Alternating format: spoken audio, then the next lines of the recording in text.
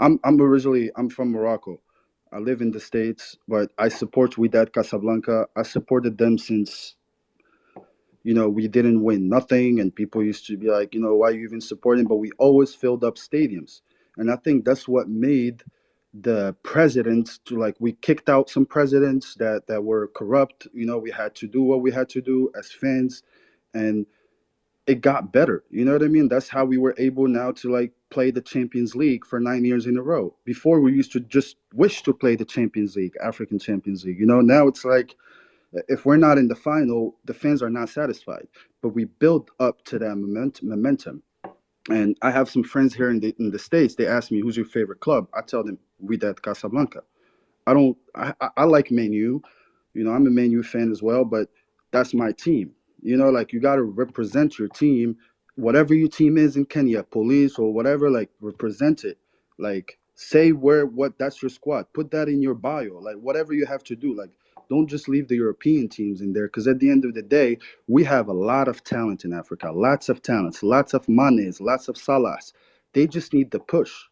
And I think us as fans, especially the fans that live in Africa, we have to push, man. We have to like support the young talent so they can, get out of the, you know, whatever bad habits they might be in. And just like when I go back to Morocco, every time I see that, I see a lot of talents, but they just end up going to the bad doing the bad habits and they never make it. And I mean Morocco now is improving as far as that. We have some academies and stuff like that that we didn't have before. So I guess we're getting there. But in general, I think like I'm a certified scout and my goal is to work in Africa. Like I wanna work with the team that can send me to whatever African country to just go find talent. Like that's my dream job. I have a job now, but my passion that is my passion, especially with African football, because I believe that there's a lot of talents in Africa in general, man. Kenya, some of the best athletes came out of Kenya. I mean, just look at in track, all the world records and gold medal winners and stuff like that. So I'm sure there's some crazy soccer talents in there that just needs the help and the push. But sorry to interrupt you guys' space. Just wanted to say my little 2 cents to it, and appreciate you guys for having me up.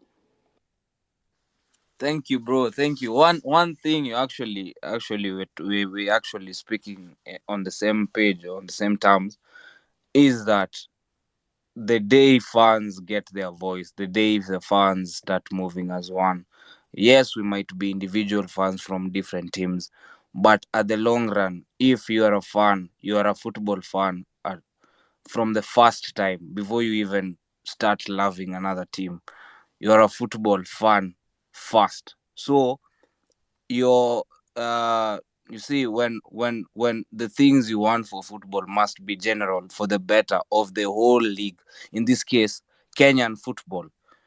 Just the way you have actually explained about Casablanca, there were times when you guys didn't play regularly in the Champions League until the fans demanded.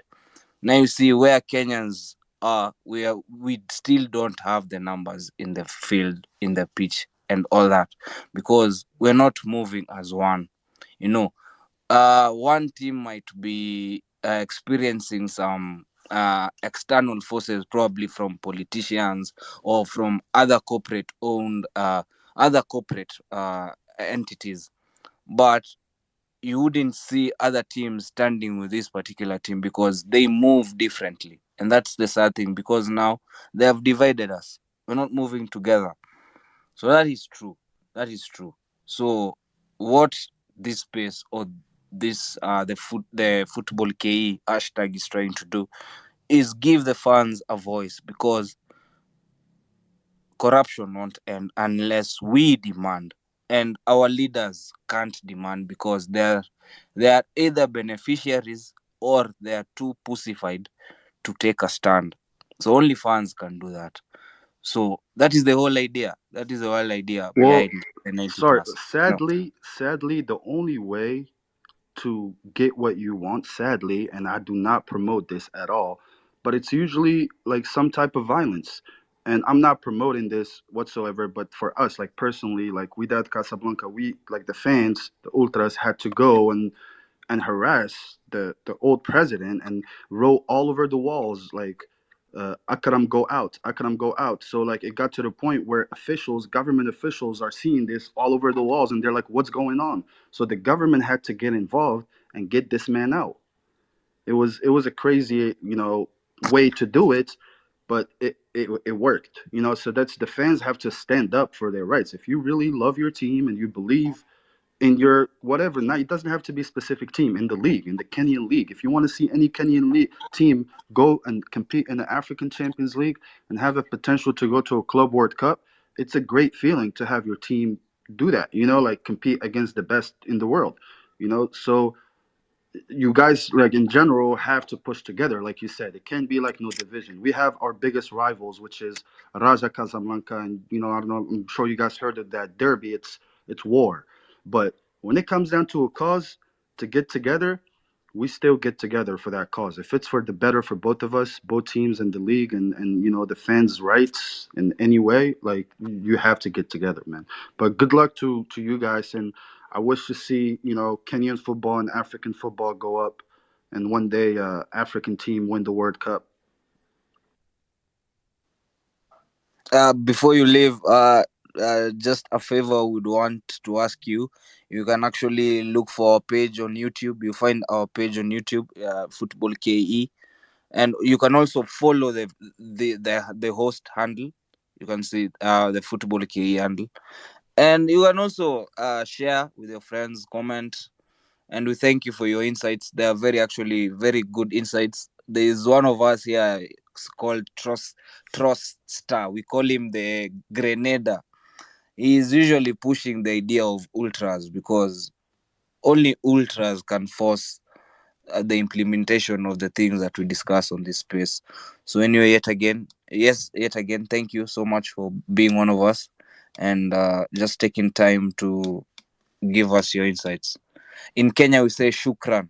I know you understand because most likely it's somewhat Arabic. Yeah, So shukran. La shukran ala yeah, wajib. Thank you, man. For yeah. sure. I Stuff, appreciate Yeah, you stuff guys. done. Oh, uh, Mbakaya, wait. uh, Before you drop, there is someone who I would want to talk to you. Mbakaya, good evening, yeah, sir. good evening, guys. I've been following the conversation. Unfortunately, I've been in the kitchen cooking stuff for the team. Just one thing to Don. Congratulations for Morocco to the Women's World Cup, which begins, I think, on Thursday. Uh, I just would like to know from his perspective, apart from, of course, the violent part, of course, which is necessary. Sometimes peace doesn't come softly. How how how has the Arabic section of Africa managed to again maneuver around and create success in the women's football, while we are once again struggling in this? Is it just now an issue of structure, or it's more about talent? I believe it is structure. It's not just talent. I'm actually very involved in Moroccan soccer. I follow the Moroccan national team in all competitions. I've been to Russia, Qatar, Egypt for the African Cup, and the women haven't really followed them closely, but um, we have a Moroccan, a woman Moroccan league now, so it's more competitive. There's most of the players are from one team, which is Rabat, the women's team, like the players in the national team, and we also have some players that play in Europe. Like one plays in Tottenham and another one in the French league, but they were born and raised in Europe. But I think the president of the Moroccan Federation has done a really good job since he took over. Also, the Mohammed VI Academy, the King's Academy, that was made, I think, 2012.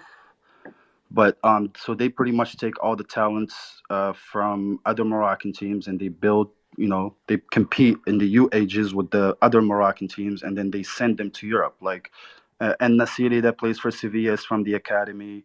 Naif Agred that plays in West Ham is from the academy. So this has been done, like it's work that has been done for like over a decade, and now it's given its fruit.